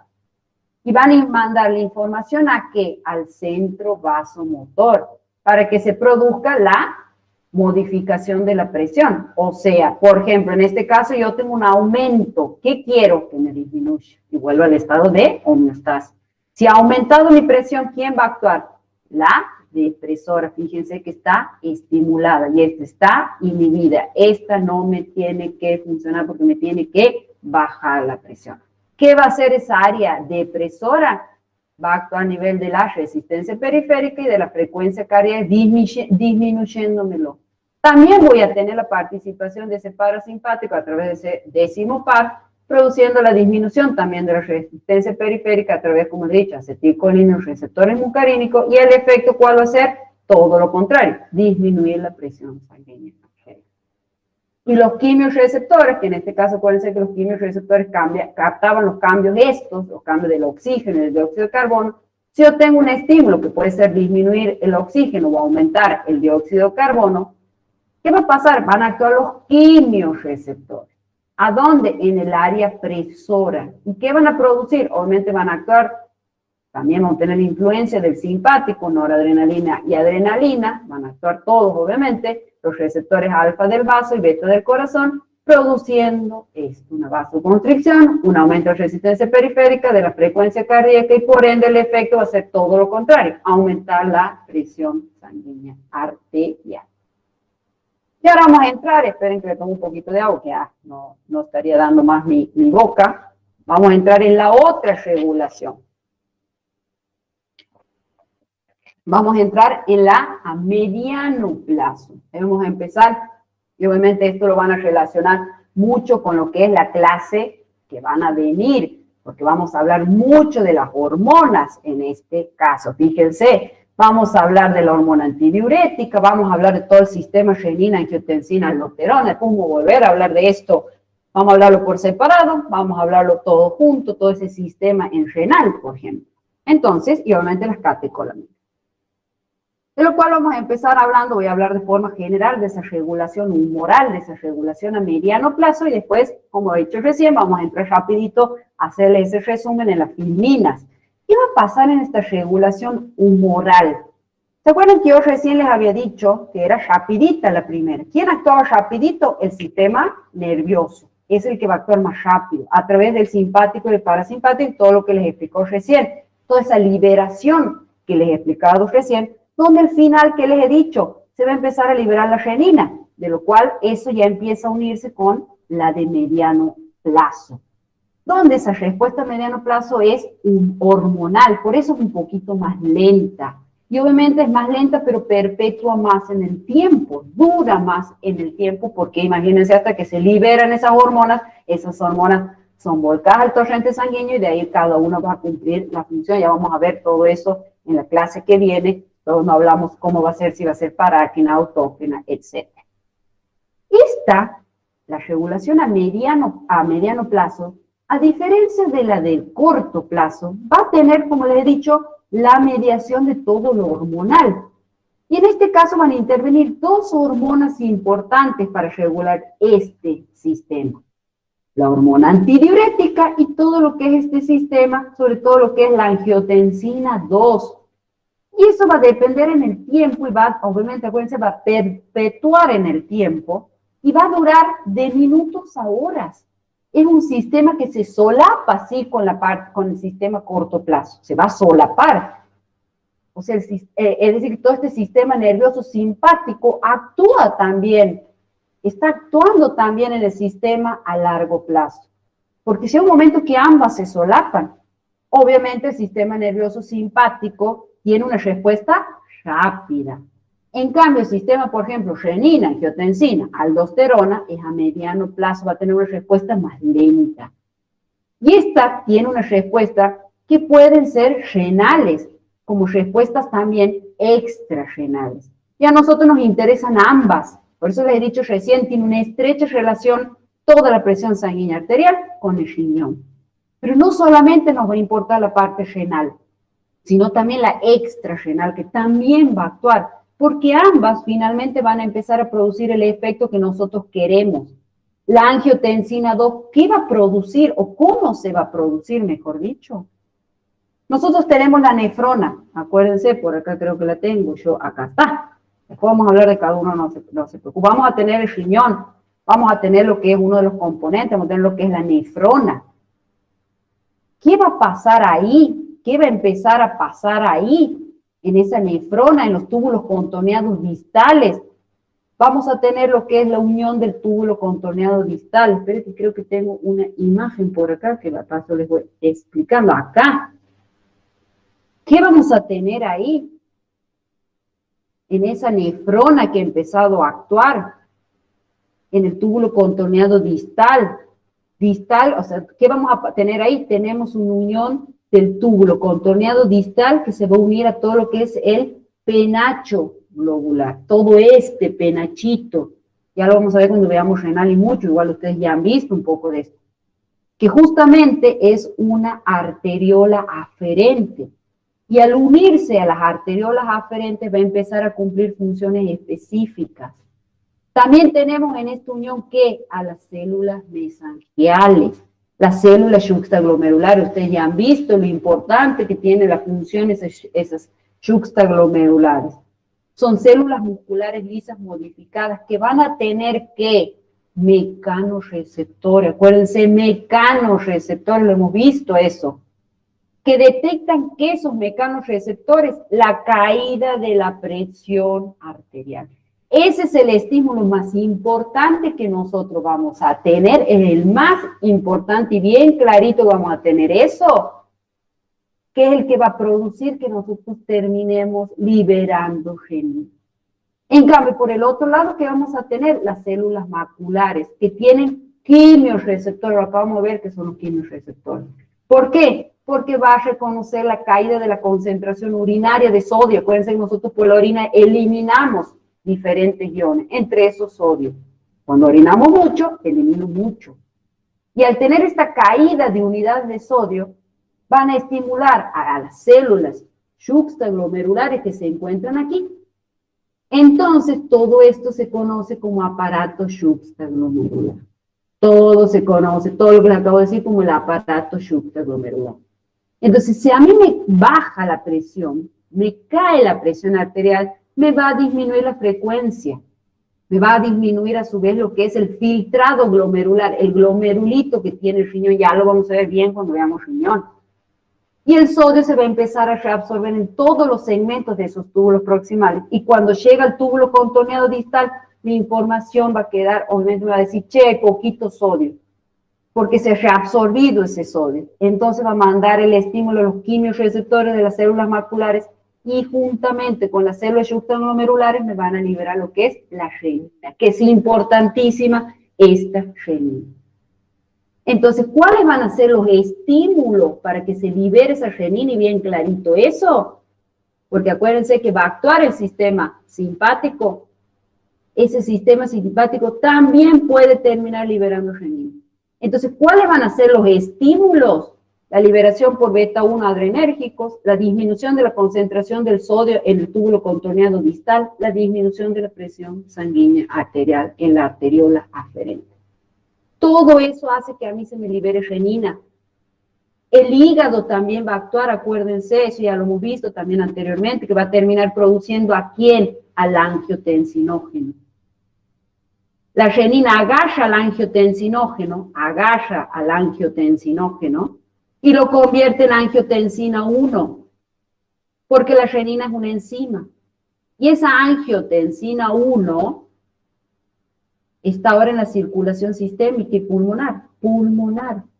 Y va a hacer una enzima, que es la enzima convertidora de angiotensina, que está prácticamente en todos los tejidos, pero mayoritariamente, ¿dónde se encuentra? En los pulmones. También se encuentra en el riñón. ¿Cómo se llama esa enzima? ECA. ¿Y esta qué va a hacer? Va a agarrar a la angiotensina 1 y la va a convertir en angiotensina 2. Y por fin, ¿qué vamos a tener sintetizada? La angiotensina 2. Esta sí es una hormona, ojo con eso, sí es una hormona la angiotensina 2. Por lo tanto, como hormona tiene receptores. Puede haber receptores de angiotensina tipo 1 o receptores de angiotensina tipo 2. Dependiendo de dónde estén estos receptores, va a empezar a cumplir diferentes funciones. El receptor de esa angiotensina 2, a nivel de los vasos sanguíneos, este receptor va a activar el sistema adenil-ciclasa y finalmente, ¿qué va a terminar haciendo? Vasoconstricción. O sea, actúa positivamente mejorándome, ¿qué? La resistencia vascular periférica. Al haber vasoconstricción, además aumenta la actividad simpática, porque sensibiliza las fibras musculares para que respondan al sistema nervioso simpático. Otra respuesta que vamos a tener de la angiotensina 2 es la respuesta a nivel cardíaco, que vamos a ver que va a mejorar ¿a quién? Al inotropismo, a la contracción, actúa positivamente. ¿Y qué receptor voy a tener ahí? El receptor de la angiotensina 2. Y como en este caso, ¿qué estaba teniendo mi pacientito? Hipotensión. Entonces, si yo mejoro la contracción, va a hacer que mejore la presión sanguínea arterial, y esto va a ser a nivel de los receptores beta 1. ¿Qué sensibilizaban los beta 1? Acuérdense, va a ser lo que va a sensibilizar los beta 1, ¿para qué? Para que el sistema nervioso simpático mejore su efecto. O sea, potencia al sistema nervioso simpático, aumenta la contracción cardíaca, porque estos miocarditos o miocariocitos van a contraerse mejor. Acuérdense que los miocariocitos son las células que tiene el corazón. Entonces, finalmente, ¿qué vamos a tener en la zona glomerular? En el glomérulo, en el riñón de la glándula toda la parte de las glándulas suprarrenales. Fíjense, este es el riñón y vamos a tener las suprarrenales que le dicen el sombrerito del riñón. ¿Qué vamos a tener en esas suprarrenales? Ahí se va a empezar a liberar la aldosterona. La angiotensina 2 va a liberar aldosterona. Es el estímulo más importante para liberar aldosterona, porque llega ahí y va a activar a la adenilciclasa, a la AMP cíclico, y hace que se libere el aldosterona. Y finalmente esa aldosterona va a terminar cumpliendo otras funciones. Y aquí tenemos todo el sistema renina, angiotensina, aldosterona. Llegamos a la aldosterona. Y la aldosterona va a empezar a cumplir funciones a nivel cardíaco, porque a nivel cardíaco tenemos receptores para la aldosterona. Y va a terminar produciendo mayor contracción y a la larga hipertrofia y nuevamente remodelación. ¿Qué otras funciones puede cumplir la aldosterona? Va a irse al riñón. Esta aldosterona va a ir al riñón. ¿Y qué va a hacer en el riñón? Esa aldosterona a nivel del túbulo colector va a empezar a cumplir funciones en ese túbulo colector, donde vamos a tener diferentes células. Ya vamos a ver todo eso cuando veamos renal, que se llaman células principales e intercaladas, donde dentro de esas células principales vamos a tener el receptor de la aldosterona. Acuérdense que todo necesita su receptor. ¿Qué va a hacer que entonces esa aldosterona? Va a llegar ahí, se va a unir con su receptor, ¿y qué va a hacer? Va a hacer que se me potencie todo lo que es, todo el nivel, digamos, epitelial, toda una bomba que hay ahí de sodio-potasio. Todo lo que es sodio, todo se va a empezar a mover ahí por esa bomba sodio-potasio y me va a todo eso va a ser potenciado por la aldosterona. hace que se empiece a reabsorber mucha cantidad de sodio y hace que el potasio salga. Acuérdense, ustedes se han visto en homeostasis. Entonces, ¿qué va a producir eso? ¿Qué hace el sodio? Arrastra agua. Acuérdense, el sodio va agarradito de la mano con el agua. Entonces, si yo reabsorbo sodio, reabsorbo agua. Y por lo tanto, ¿qué voy a mejorar cuando aumente el agua? La precarga, mi volemia. Y finalmente, si yo mejoro mi volemia, mejoro mi precarga, mejoro mi presión sanguínea arterial. Por lo tanto, va a disminuir la diuresis. No va a querer orinar esa persona, va a querer la poquita agua que tiene, guardarla para poder compensar esa volemia y poder mejorar esa precarga y poder mejorar esa presión sanguínea arterial. Entonces, ¿qué va a pasar con todo eso? Entonces, la angiotensina 2, ¿qué va a hacer? ¿Qué va a pasar con todo eso? Que es muy importante. Obviamente, esa aldosterona va a ir a ese penacho glomerular y ahí tenemos la arteriola, como les he dicho recién, ya vamos a ver, obviamente, tener una arteriola aferente y una arteriola eferente, ya lo vamos a recontra ver eso en renal. Y ahí vamos a tener lo que es la regulación. Ahí la angiotensina 2 actúa en ese reservorio, donde va a encontrarse también la angiotensina 1. Todo eso va a actuar y obviamente todo eso que va a hacer va a aumentarme el agua por osmolaridad. Por ende me va a aumentar la volemia, si mejora la volemia, mejoro la precarga y de esa forma obviamente estamos mejorando todos los sistemas con la angiotensina. La poscarga, el inotropismo y la precarga. Finalmente esa angiotensina va a terminar liberando antidiurética, la otra hormona que yo les he nombrado acá. ¿Esto a qué nivel? Del hipotálamo, ya lo vamos a ver en la clase primero. Va a ir al hipotálamo, al núcleo supraóptico y va a terminar liberando a esta hormona antidiurética. ¿Cuáles van a ser los estímulos para que se libere esa hormona antidiurética? Puesto que la hormona antidiurética, aparte de que la angiotensina 2 puede terminar liberándola, tiene otros estímulos para la liberación. ¿Cuáles van a ser? La más importante de todas es el aumento de la osmolaridad, la caída de la presión sanguínea arterial. A mí me cae la presión sanguínea arterial, se libera antidiurética.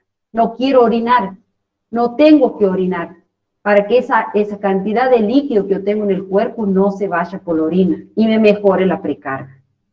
Y obviamente, como les he dicho recién, también la angiotensina 2. Todos son estímulos para la liberación de la hormona antidiurética.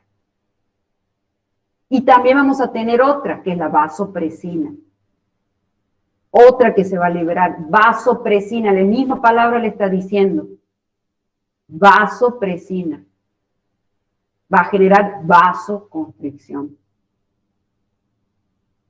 Todo eso se va a producir a mediano plazo. Entonces, ¿qué vamos a tener también? Lo que son las catecolaminas. También vamos a tener que la estimulación simpática promueve la liberación de adrenalina por la médula suprarrenal. Esta actúa sobre los vasos y músculos cardíacos, aumentando la resistencia periférica y el gasto cardíaco. ¿Qué más hemos tenido? La hormona antidiurética que ya se los he dicho, que va a tener diferentes estímulos para su liberación, disminución de la volemia, disminución de la presión sanguínea arterial o aumento de la osmolaridad. ¿Qué efecto va a producir? Va a reabsorber más agua, obviamente, y obviamente vasoconstricción. Se va a producir el aumento de la volemia y eso va a llegar a aumentar tanto el aumento de la volemia como la vasoconstricción, el aumento de la presión sanguínea arterial y la disminución de la osmolaridad. Este es el sistema renina-angiotensina, no se los voy a volver a nombrar, obviamente ahí se produce la liberación de esa renina a través de esos estímulos, disminución de la presión sanguínea arterial, disminución de la volemia, disminución del sodio en la mácula densa, estimulación adrenérgica. Esto es lo que les explico recién, vamos a volver a ver cómo va cambiando esa prorenina, renina, cómo actúa la renina del angiotensinógeno, angiotensina, y después la ECA de angiotensina 1, angiotensina 2 para poder tener lo que es la aldosterona. Esto ya lo hemos visto también recién, donde acuérdense que la reabsorción de sodio arrastra cloro, generando un gradiente osmótico que produce reabsorción secundaria de agua. Acuérdense, el sodio siempre va agarrado del agua. Aumenta de tal forma la volemia, porque si me aumenta la cantidad de líquido, aumenta la volemia. Aumenta la volemia, aumenta el retorno venoso, aumenta el gasto sistólico, aumenta el gasto cardíaco y aumenta la presión sanguínea arterial. Y después vamos a tener lo que es la regulación a largo plazo. donde en esa regulación a largo plazo es porque perpetúa en el tiempo, es de días a semanas. ¿Qué va a pasar? Va a empezar a ingresar aquí mecanismos renales, porque todo se está produciendo, y ustedes recuerden, recién hemos hablado todo a nivel renal. Aumenta la volemia con percusión sistémica y esta persona va a tener efectos renales pero sistémicos. Va a alterarse todo lo que son los ingresos y los egresos de ese riñón. Por ejemplo, en el caso, si aumenta la presión sanguínea arterial, va a aumentar la excreción de sodio, natriuresis, ¿se acuerdan? Sodio. Na es sodio. Natriuresis, uresis, orina. Esta personita va a eliminar por orina el sodio. ¿Por qué? Por presión. Y excreción de agua, diuresis por presión. Esto va a ser aumentando la presión sanguínea arterial. Y esto es un resumen de todo lo que he hablado. Obviamente, ¿qué va a pasar? Fíjense que todos los caminos están correlacionados. ¿Qué va a pasar si a mí me aumenta la diuresis? Si me disminuye la diuresis, este riñoncito, nosotros estamos orinando poco. ¿Cómo va a actuar? Obviamente, automáticamente aumentando ese líquido extracelular. ¿Y cómo va a aumentar? Obviamente, ¿qué va a pasar? ¿Va a disminuir o va a aumentar o qué va a producir la hormona antidiurética? Todo está correlacionado con todo lo que hablamos recién. Y resumiendo todo lo que habló la profe, a nivel del corto plazo, rápida, mediada por reflejos, bajos receptores y quimiorreceptores, respuesta isquémica central, aumenta la frecuencia cardíaca, aumenta la vasoconstricción, aumenta el gasto cardíaco, aumenta la resistencia periférica y ahí se empieza a liberar la renina, que es la que va a unir, va a solapar con la de mediano plazo y mejora la precarga. Al mediano plazo mejora la volemia, el retorno todo mejora la retención de sodio, el inotropismo, que es una de lo que es contractibilidad, inotropismo es contractibilidad, mejora el sistema nervioso simpático, la vasoconstricción y todo, mantiene todo el filtrado glomerular, el filtrado que va a realizar nuestro glomérulo en el riñón. Y tenemos lo que es la regulación a largo plazo, que acuérdense que a largo plazo directamente va a ser los mecanismos renales, aumentando la volemia y perpetua en el tiempo. Vamos rapidito con esto, vamos con el pulso, que yo les he dicho que hay que saber, obviamente, ¿qué va a pasar con el pulso? Nosotros vamos a palpar, dice, se palpa en el canal del pulso entre los tendones flexores y la apófisis estiloides del radio. Siempre hay que hacerlo con estos dos dedos, no este, porque dicen que este tiene su propio latido y se puede llegar a confundir. Dilatación transitoria de la arteria que se produce con cada contracción del corazón. Cada vez que su corazoncito se contraiga, ustedes van a sentirlo en el dedo, obviamente. Susceptible de ser palpado cuando la arteria se presiona sobre una superficie dura. Vamos a tener obviamente distintos valores, porque acuérdense que todo va a variar dependiendo de las edades. No siempre vamos a tener un niño recién nacido, o un neonato, un lactante. Todo va a ir modificando a medida que pasa el tiempo, sobre todo en los ancianos. Miren cómo disminuye en los ancianos. La menor, que se llama bradipicmia, es 60, y la mayor, 100, taquipicmia. ¿Cómo vamos a medir la presión arterial? Y es muy importante que esto lo sepan. Y cuando les digo muy importante, que ustedes lo sepan, más allá de futuros profesionales, y que es importante que eso lo sepan para la atención de sus pacientitos, tienen que saber cómo se mide esta presión arterial. Vamos a necesitar este equipo, tienen que saberse toditas las partes, tanto del estetoscopio como del tensiómetro, desde las olivas, las ojivas, el tubo en I, la manguera, la campana y la membrana. Todos se tienen que saber. Y en el tensiómetro vamos a tener el manómetro, vamos a tener lo que es ese manguito, que es el que va a generar la presión, la válvula, acá, la perita de goma, y obviamente todo lo que son las tubuladuras. Ustedes saben que en la actualidad hay muchísimas otras formas, muchos otros equipos para tomar o registrar la presión. Vamos a tener el tensiómetro digital para el brazo, Apple, que hace poquito lo ha patentado, los apps, que no son tan, obviamente, exactos, y también, obviamente, lo que es a nivel de la muñeca. Vamos a aprender a registrar nuestros valores de la presión sanguínea arterial. La medición correcta de la presión arterial es fundamental para la identificación de alertas en la presión, identificación de hipertensión y seguimiento de pacientes hipertensos. Existe una técnica adecuada que evita al máximo los factores que la pueden modificar, de lo cual es muy importante que ustedes esto lo sepan. ¿Cómo van a hacer? Nosotros vamos a tener lo que es el tensiómetro, el más común es el aeroide, que es un sistema de insuflación. Ustedes van a insuflar la perita, va a constar, como les he dicho, de ese mango, y eso va a generar el manguito una presión, una manguerita subescubular, y el manómetro, donde nosotros vamos a registrar, obviamente la perita que le insuflamos. Aparte vamos a tener lo que es el estetoscopio, que obviamente acuérdense que la membranita de ese estetoscopio, que es este señorcito que está aquí abajo, es el que ustedes le van a colocar al paciente ahí, a la persona, no necesariamente tiene que ser un pacientito. La membrana esa la vamos a poner en la arteria humoral, bien clarito en qué arteria la van a poner. ¿Y qué era la presión sanguínea arterial? Volvemos otra vez, profesora, lo mismo. ¿Cuántas veces me repite por ósmosis? Me va a entrar tanto que me repite. Mi memoria a corto plazo se va a hacer memoria a largo plazo y se me va a consolidar. ¿Qué es la presión sanguínea arterial? Tanto que me la está repitiendo. La fuerza que ejerce la sangre sobre la pared del vaso. Entonces, nosotros ponemos el manguito en el antebrazo del izquierdo, ¿no? Para que genere presión sobre ¿quién? Va a generar presión sobre los vasos. El paciente, y ojo con eso, tiene que estar sentado y el brazo estirado. El brazo tiene que estar extendido sobre la mesa, no se puede tomar parado.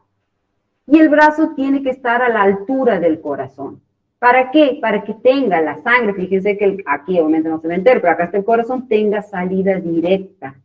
Y yo por el otro lado acá voy palpando el pulso con mis dedos, así como estaba aquí. Le voy palpando el pulso radial. Entonces, ¿qué empiezo a hacer yo? Empiezo a insuflar acá, empiezo para que esto se me llene de aire. Entonces empiezo hasta que acá yo vea que me ha superado, aproximadamente tienen que llegar hasta los 150, 160 milímetros de mercurio. Más o menos tiene que ir 30 por encima de lo que es, desaparece el pulso radial. ¿Por qué? Porque si yo tengo personas que son hipotensas, se me van a quedar afuera de cuando ustedes miran. Entonces, si, no, esta persona no está hipotensa. ¿Y qué pasa si ustedes insuflan hasta 120? Que es lo normal.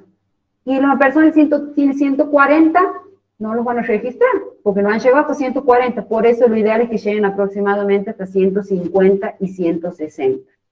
Nosotros, ¿qué vamos a hacer? Vamos a sentir a través de las olivas. No tengo que sentir nada por las olivas. O sea, nosotros vamos a escuchar a través de las olivas, pero cuando insuflemos, no tenemos que escuchar nada.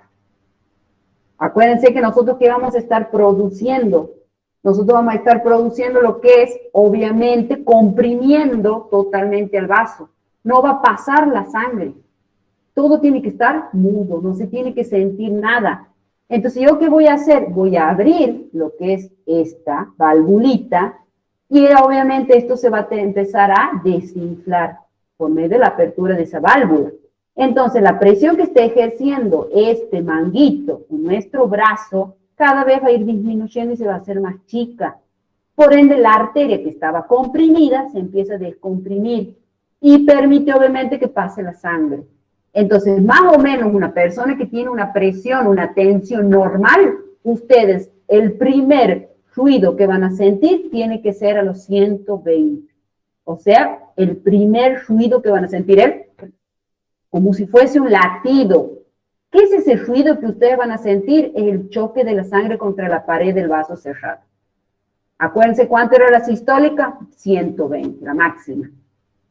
Y el manguito, obviamente, cada vez que eso sigue desinflando, cada vez va a perder más, y obviamente va a llegar un momento que esto ya no le va a generar nada de presión a esa persona. Y ustedes ahí que van a escuchar cada vez menos y menos y menos y menos, hasta que esa circulación se va a recuperar totalmente. La sangre ya pasa como si nada. ¿Por qué? Porque no tengo ninguna presión externa. Corre la sangre, superé la presión de ese manguito. Y ustedes, el último ruido que escuchen, esa es la mínima, esa es la diastólica, esa es aproximadamente 80. Y ahí se va a sentir lo que es el silencio auscultatorio. Bien clarito todo eso, chicos. Bien, bien clarito. Y yo les hago una pregunta. ¿Cómo van a medir la presión o el pulso, lo que ustedes le quieren, si la persona no tiene brazo? Pueden activar los sonidos, los micrófonos, los escucho. Tírenme ideas. El pulso ¿cómo? En el cuello, en la piel. Muy bien, ¿por qué? ¿Qué tengo ahí? Y en el cuello tenés la arteria más importante. Acuérdense ustedes, acuérdense las películas de terror. ¿Qué es lo primero que pasa en los periodos? Vienen con un cuchillo, sácate por el culo. La yugular.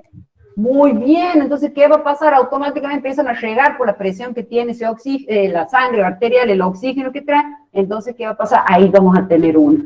Todas estas tenemos la carotidio, el radial, obviamente si no tenemos brazo no vamos a tener la radial, la femoral, también acuéstense ustedes y pongan sus dedos ahí y van a sentir el latido. Tenemos también la que es gloquiteo, la humeral. Obviamente eso estamos hablando todo cuando no tenemos brazos, así que no sería este, ni este, ni este. Tenemos la temporal, tenemos en el pie también la pedio, y también tenemos en lo que es la tibia posterior. Miren, todas las que podemos llegar a tomar. La más común es acá, la más común es ahí, o obviamente lo que es aquí. Esas son las más comunes si no llegase a tener brazos esta personita. Y esto es lo que yo recién les decía de la presión sanguínea arterial, cómo se tomaba, fíjense ahí cómo ejerce la compresión, el manguito, y obviamente, ¿qué pasa? No está pasando la sangre. Entonces ahí yo voy a sentir la máxima, apenas empiece a abrir, apenas esta sangre, ahí está cerrado, estamos a 150, 160, no siento nada. Yo empiezo a abrir, obviamente esto empieza, fíjense, a descomprimirse, la sangre empieza de nuevo a fluir. Cuando la sangre empieza a hacer empieza a acomodarse de nuevo en esta parte siguiente de la circulación del vaso sanguíneo. Cuando hace así, ¡pluc, pluc!, se empieza a acomodar en todo el ancho y a golpear las paredes, ahí ustedes van a escuchar el primer golpe. O sea, apenas esto, se abre el caño, empieza y pasa la sangre, ahí empieza y ustedes van a sentir el pic, el primero, esa presión arterial sistólica, la primera que van a escuchar. Aproximadamente estamos hablando de una persona que tiene normal, va a ser 120. Y obviamente después cada vez va a salir más, va a llegar un momento que esto no va a generar ningún tipo de presión, fíjense ahí, y la sangre directamente ya ha vuelto a su circulación. Pero antes de que todo se acomode, va a seguir esa sangre golpeando las paredes hasta cuando ustedes escuchen el último golpe, esa es la mínima. Y obviamente vamos a tener estos ruidos, los ruidos de Korotkov, donde vamos a tener estos 5 pasos. Obviamente la fase 1, al desinflar el manguito, aparece el ruido sordo que nos indica la presión arterial sistólica. El ruido empieza a perder esa intensidad y se escucha como un soplo. Se escucha un ruido sordo más suave y después el ruido se va apagando hasta llegar a la fase 5, donde desaparece el ruido y ahí indica lo que es la presión diastólica, la presión arterial diastólica. Si yo estoy en un estado que estoy en una situación de fiebre, anemia, hipertensión, puede ser que este estado me pase aquí, me pase a una fase 4, la 5, o sea, la presión arterial diastólica la voy a encontrar acá. Porque, por ejemplo, si yo estoy anémico, ustedes saben qué va a pasar si estás anémico, por ejemplo, o si estás con fiebre, o en un caso, por ejemplo, de hipertiroidismo, puede llegar esta a pasar acá. Y yo recién le había dicho, obviamente, que cuando tomamos la presión, ¿cómo lo tomamos? Obviamente eso va a estar dado por una fórmula. ¿Tienen que saber? No. Pero sí sepan que yo voy a tener lo que es la presión sistólica, y le falta una S, o diastólica. Ustedes saben que es 120 u 80 milímetros de mercurio. Voy a tener una media.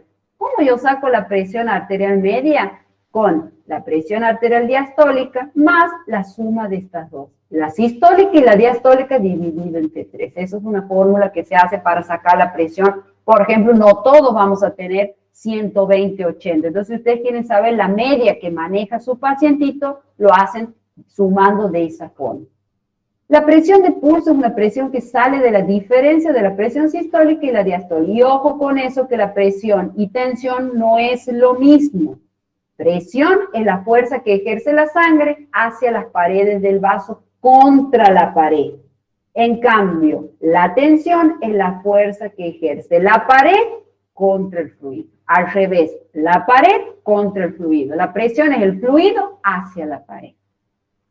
Esto es un resumen de todo lo que hemos visto ahora, lo que es ese gasto cardíaco que va a depender de la precarga, de la poscarga, del volumen sistólico, de la frecuencia cardíaca y de lo que es el inotropismo, lo que es la contractibilidad. El volumen sistólico, que es la presión arterial media, que es a través de ese cálculo que les acabo de decir, o la presión arterial, obviamente, la fuerza de contracción muscular del ventrículo izquierdo, el volumen telediastólico y esa ley que les he hablado yo, que es la ley de Franz-Starner. Y la frecuencia cardíaca va a depender de qué, de este sistema nervioso. Nos vamos a tener simpático y parasimpático, donde obviamente ustedes saben quién es el que va a actuar. ¿A través de quién? De la adrenalina y de, obviamente vamos a tener la acetilcolina. Y si yo les hago esta preguntita rápido, un caso clínico de un paciente femenino, ya tienen que saber que tiene 49 años, ama de casa, no tiene historial cardiovascular previo, llega en el 2018. Aparece, ya ha venido obviamente, y dice que está a discutir con un familiar y siente un dolor precordial opresivo. Todo eso se le irradia por la espalda. Está con disnea, le cuesta respirar, náusea, presentación de un cuadro por 2 horas. Ha tomado AINES, ya sabe lo que son los AINES, y tuvo una discreta mejoría. Día después vuelve a presentar la misma sintomatología, pero con mayor intensidad en el dolor. También asociado a una discusión familiar, disnea, palpitaciones, taquicardia, todo. Va a la urgencia y le dice, no me siento nada bien. Le hacen todo, le dice que empezó la sintomatología, le hacen la rutina, le hacen un electrocardiograma, con cambios que se pensó que era un síndrome coronario agudo, un infarto. ¿Qué le sucedió a esa persona? ¿Puede ser lo del síndrome del corazón roto? Muy bien, el síndrome del corazón roto.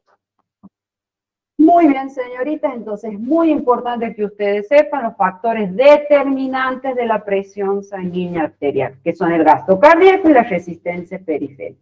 Cualquier cambio de estos factores puede modificar los valores de la presión sanguínea arterial. Importante medirse la presión sanguínea arterial para prevenir la hipertensión arterial.